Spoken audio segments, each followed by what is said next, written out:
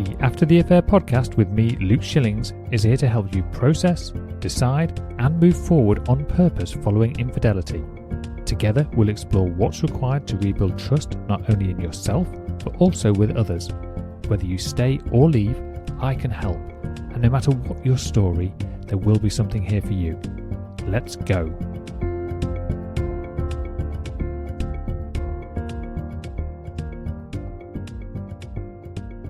Hello and welcome back to the After the Affair podcast. I'm your host, Luke Shillings, and today you're listening to episode number 199. I want to start with a question. What time does it happen for you? Not does it happen. You probably already know it happens. I mean the actual time. Is it 9 p.m. when the kids have gone to bed and the last bit of admin is done and your house goes quiet? Is it 11 p.m. when you're lying in bed staring at the ceiling? What about that strange hour between midnight and 2 a.m. when you wake up for no reason and your mind is suddenly fully awake with you? Most of you listening already know your hour. You could probably tell me a number without even thinking about it. And here's the thing I want to talk about today.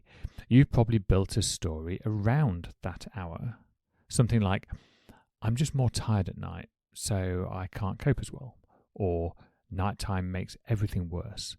As if the clock itself is doing something to you. As if there's a switch that flips at a certain hour and turns your pain volume up. I don't think that's what's happening though. And I think the real explanation is probably a little bit more useful and honestly, unsurprisingly, a bit more uncomfortable than I'm just tired. So that's what I want to talk about. Let's get into it. Let me describe a day and see if any of this sounds familiar. You wake up and there's already a job to do. You get up, get moving, get the kids sorted, or you get yourself sorted, or get to the thing that you have to be at. The day has a sort of shape to it. Work, messages, meetings, the school run, dinner. There's some logistics, a conversation with someone that requires you to be present, to answer, to function. And somewhere in the middle of all of that, you're managing. You're not fine exactly, but you're upright, you're doing the things.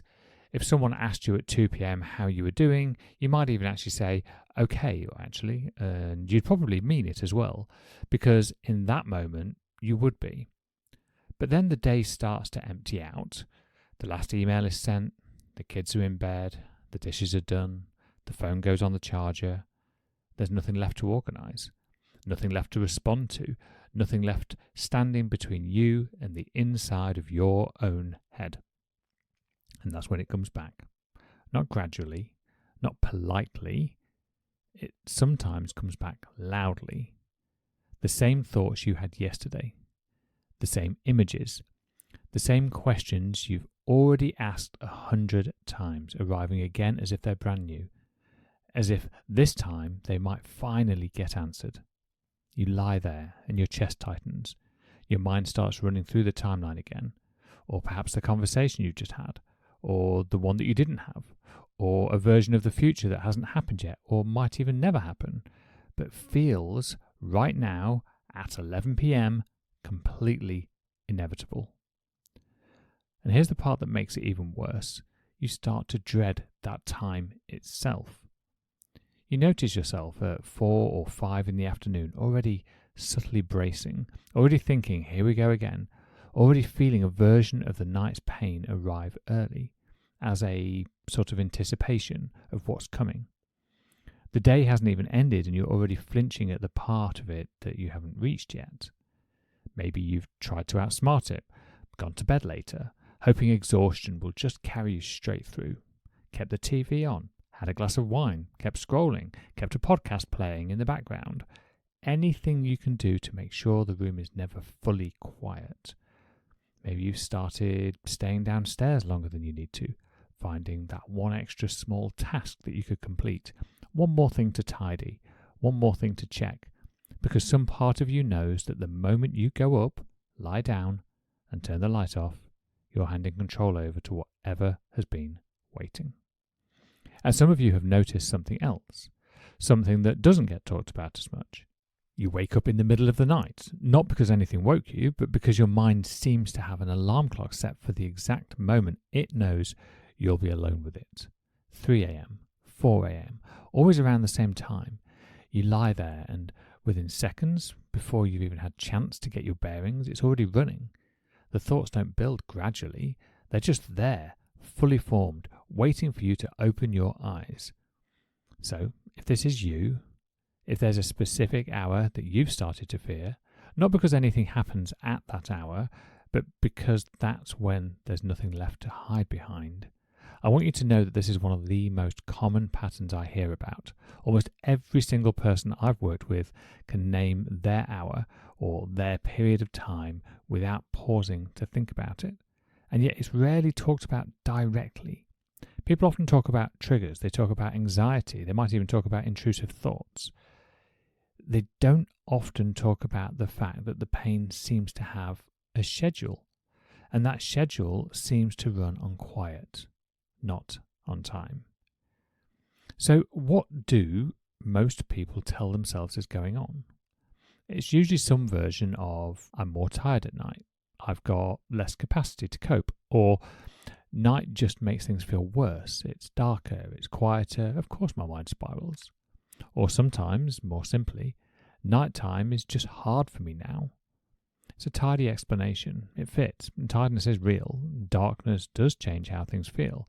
Nobody's imagining that. It's also, I think, a slightly convenient explanation. Because if the problem is simply night, then the solution seems obvious. Sleep earlier, sleep more, take something to help you drift off, manage your tiredness better, and the feeling should just follow. And some of you will have tried exactly that. You've gone to bed earlier, you've cut caffeine out, you've done breathing exercises, the wind-down routines, the phone off an hour before bed advice. And some of it helps a little around the edges, but the core of it, the actual thing that arrives at 11 p.m. or 2 a.m. is still there. Because you were never actually treating the thing that was causing it. You were treating the tiredness. And tiredness was never really the cause. I don't think tiredness is the actual mechanism, but I think believing it is the mechanism keeps people stuck in a fight that they simply can't win. Because you can't argue with the clock, and you can't outsleep a feeling that isn't actually about sleep. Here's the problem with, I'm just tired, so nighttime is harder. If tiredness were the cause, the feeling would be roughly consistent. Same tiredness, same result, most nights. But it isn't consistent. Some nights are bearable, some nights are unbearable. Some nights, for reasons you simply can't explain, are fine. You go to bed at the same time, you're carrying a similar level of exhaustion, and yet one night you fall asleep without much resistance, and another night you're wide awake at 1 a.m. with your heart going. If the clock itself were the problem, it wouldn't care what filled the day before it. But it clearly does. A day where you were distracted, busy, surrounded by people, task after task, that night tends to feel different from a day that had gaps, quiet stretches, a moment alone in the car, an unscheduled hour. Think about the nights that broke you a little. What was it that preceded them? Often it's packed days, wall-to-wall meetings, people, logistics, no gaps at all. Days so full there was never a moment for anything to surface. And then bedtime arrives. The noise, it finally stops, and it all lands at once. Because none of it got felt in real time. It had nowhere to go all day, so it all shows up together. And then think about the nights that were actually a bit more manageable. Not painless, but manageable. Often, those follow the quieter days. A day working from home alone, a long drive, a quiet Sunday. Are harder to sit through in the moment because there was nothing to hide behind while it surfaced, but some of it got felt then, in smaller amounts, but spread across the day rather than saved up for one unguarded hour. If tiredness were doing this, the busier days should leave you in better shape at night, since you've had less time to dwell on it. But often it's the opposite. The fuller the day, the harder the landing. That alone should tell you something other than tiredness is running this. Tiredness doesn't manufacture the pain that wasn't there to begin with. It just removes what was covering it up. Which means something. It means maybe the real question isn't, why does night feel worse? It's actually, what exactly was the day covering that the night can no longer cover? Here's what I think is actually happening. And I want to build this from something real because I think it explains the pattern better than any theory could. Two things can be true on the same day, and only one of them being visible. I can tell you this from my own experience, not just from what I hear on coaching calls and discovery calls. There was a period not long after everything started to come apart for me where my actual day-to-day, the co-parenting, the ordinary interactions, even some genuinely good moments, they were real. It wasn't fake. If you'd watched me from the outside, on an average Tuesday, you'd have seen someone functioning, talking, getting through it. Yet at the exact same time, underneath that, something else was running. I was checking Strava timestamps and social media. I was checking Find My iPhone, driving past or walking to the end of the street and just standing there, glancing at a phone screen in the shower because even that felt like a moment I couldn't afford to leave unmonitored. Both of those things were happening, the functioning Tuesday and the secret surveillance, at the same time. Not one replacing the other, they were running in parallel. The day had enough structure, enough tasks, enough forward motion to keep the surface calm. There was always a next thing, a next conversation, a next job, and that next thing pulled my attention forward, even while the checking and the doubt and the vigilance were happening underneath it. But the private, quiet moments, those were where it actually lived, not created by the quiet, but revealed by it. Night doesn't create the feeling, it just removes the competition for your attention. There's nothing special about 11 p.m. Nothing about that specific time that has any power over you. What is special, though, is that nothing else is asking anything of you at that time. There's no emails, no conversations, no kids needing something, no next task pulling you forward. And when nothing else is asking for your attention, whatever's been waiting all day quietly puts its hand up. And think about what your days are actually built from. Most days, especially early on, are full of small, low-grade distractions that aren't distractions in a shallow sense, they're genuinely occupying. Work requires actual thought. Conversations require actual presence. Even mundane logistics, what's for dinner, who's picking up who, they do take up real mental space. And all of that is legitimate. None of it is you avoiding anything on purpose. But it does mean that for most of the day, whatever pain is underneath doesn't get much room. It's like background noise in a full room of other noise. You know it's there, you're just not required to listen to it, at least not directly. Then the room empties out, and the background noise is suddenly the only noise left. I think this is one of the most important things to understand about your own healing. The pain arriving loudly at night isn't proof that the night made it worse. It's proof that the day was never actually resolving it. It was just attempting to outrun it. And I think this is worth sitting with for a moment, because it changes what the daytime coping actually means. A lot of people I speak with are quietly proud of how well they're functioning during the day. And, by the way, they should be. Genuinely functioning in the middle of something like this is not a small thing. But some of them have quietly started to believe that functioning during the day means the pain is shrinking, that the good hours are evidence of progress, and the bad hours at night are some kind of relapse, a step backwards, a sign they're not actually healing in the way that they should be. I don't think that's accurate. I think the day and the night are often measuring two different things. The day measures your ability to function despite what's underneath. The night measures what's actually underneath. And those two numbers don't have to match. You can be doing brilliantly by one measure and still be carrying something enormous by the other. Neither one is lying to you. They're just answering different questions. This is also why some people find the good days almost more disorientating than the bad ones. You get through a whole day feeling relatively normal, maybe even light, maybe even a little bit like yourself again. And then the night arrives and it all comes flooding back. And you think, but I was fine today. What happened? Well, nothing happened. Nothing needed to happen. The day was never treating the thing. It was just keeping you occupied. And I want to give you one very specific example of this because I think it's the clearest version I can offer you. The first night I stayed at my mum's, I was in the loft room. Up until that point, everything had happened really quickly. There'd been movement, decisions, conversations, logistics, the kind of forward motion that even in a crisis gives you something to do with your hands and your mind. And then I was in that room on my own and the day stopped. And I remember the specific kind of loneliness that arrived that night. Not sadness in a general sense, something more specific than that.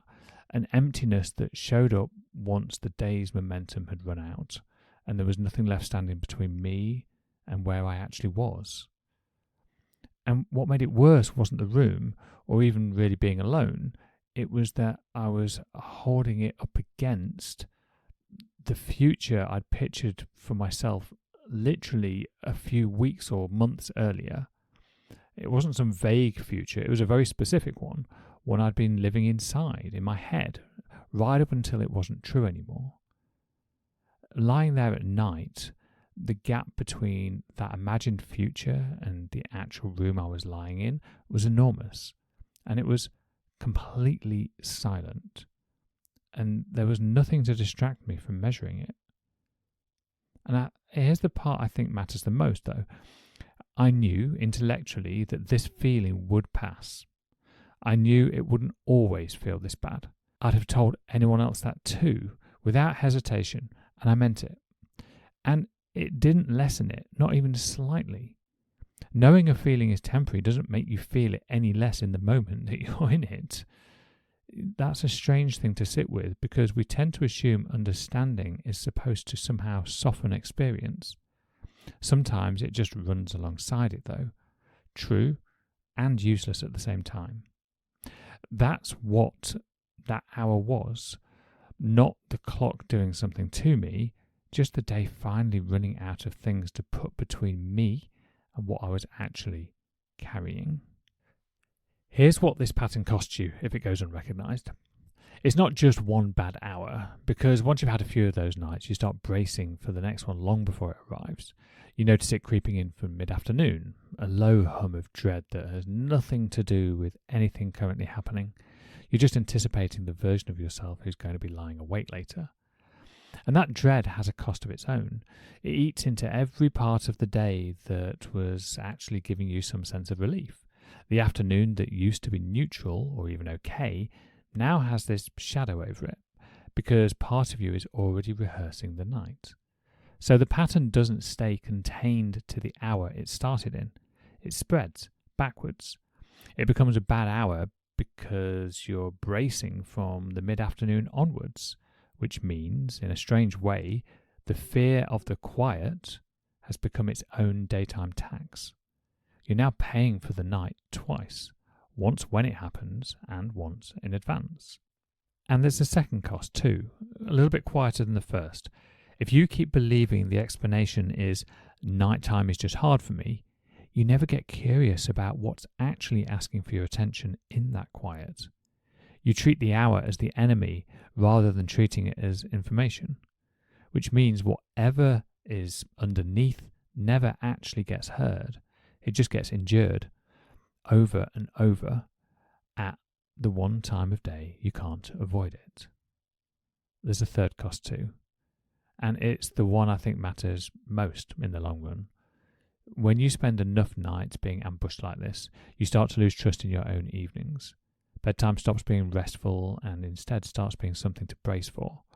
The transition from day to night, which should be one of the gentlest parts of anybody's day, becomes the part you're least looking forward to.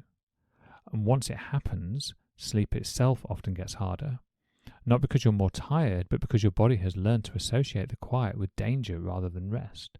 You end up fighting sleep on top of everything else, which only adds to the exhaustion that gets blamed for the whole thing in the first place. it becomes its own loop. Dread breeds poor sleep. Poor sleep breeds more vulnerability. And more vulnerability breeds more dread. So here's what I'd like to offer. Nighttime isn't doing this to you. Nighttime is where the unattended stuff finally gets a hearing, because it's the first moment all day that it isn't already spoken for. That's a very different thing to believe than night makes me worse. One of those makes you feel powerless against a clock. The other points you somewhere useful. Because if the quiet is where the unattended stuff shows up, the answer isn't to fight the quiet or to avoid the quiet or numb yourself through the quiet until you fall asleep out of sheer exhaustion. Some of you are doing exactly that right now, scrolling until 2 a.m., not because you're enjoying it, but because you're using your phone in the same way the day uses tasks. It's to keep something else from getting the floor. The more useful thing is to ask at some point earlier in the day what that thing actually is. What's it been trying to say all day, underneath the logistics and the conversations and the forward motion? What would it look like to give it 5 minutes somewhere in the afternoon on your terms, rather than letting it wait for one unguarded hour at 11 p.m. when you've got no defences left? That might look like sitting with a difficult thought for a few minutes instead of pushing straight onto the next task. It might look like naming out loud or on paper the specific fear that keeps showing up at night, so it's not a stranger anymore by the time it arrives. It might just look like acknowledging, honestly, that today wasn't actually fine. It was busy, which isn't the same thing. Let me give you a practical example of what this can look like, because I don't want to leave this too abstract. Some people find it helpful to build in a deliberate, contained window earlier in the day, 10 minutes on their own terms, where they let themselves think about whatever's been circling. Not to solve it though, just to let it have some space, briefly, while they're still resourced enough to hold it. Write it down if that helps. Say it out loud if you're alone. The point isn't the method. The point is that you're choosing when it gets heard, instead of it choosing it for you at 11 p.m. Others find it less about a scheduled window and more about noticing the moment the bracing starts, that mid-afternoon dread, and instead of pushing past it, pausing for 30 seconds and asking, what is this actually about right now? Sometimes naming it, even roughly, takes some of the charge out of it before it's had all day to build. Now, look, none of this will make the pain disappear. That's not the offer. The offer is that it stops ambushing you at the 1 hour that you have no way to escape it. And it starts becoming something that you're allowed to meet on slightly more even terms. And I want to say something else here because I think it really matters. This isn't about becoming someone who thinks about the affair or the loss or the fear all day long instead of just at night. That would just be trading one problem for another. The aim isn't more thinking. It's more honest thinking in smaller, chosen doses, instead of one unmanaged flood at the only hour you have no defences left. So if there's an hour that you've started to dread, if you already know exactly which one it is, without even having to think about it, I don't think the question to ask is, why do I feel worse at night? I think the more honest question is, what have you been asking the day to carry that it was never actually built to hold? Because the day can absorb a lot. Tasks, conversations, logistics. It can carry an enormous amount of weight without you noticing. But it can't carry everything indefinitely. Something always gets left over, and whatever gets left over doesn't disappear just because the day managed to outrun it. It waits, and it finds you later, in the quiet, when there's finally nothing left standing in the way. If this episode has landed for you, if you already know your hour, if you've never really looked at what's actually waiting for you in it, that's exactly the kind of thing that we work through together, either in one-to-one coaching or inside the After the Affair Collective. Not to fill your nights with more tasks, and not to teach you how to distract yourself better, but to actually sit with what's underneath, somewhere safer than 11 p.m. alone. If you want to find out more, come join me over on Instagram at mylifecoachluke, or drop me an email, luke@lifecoachluke.com. Until next time, I'll talk to you soon.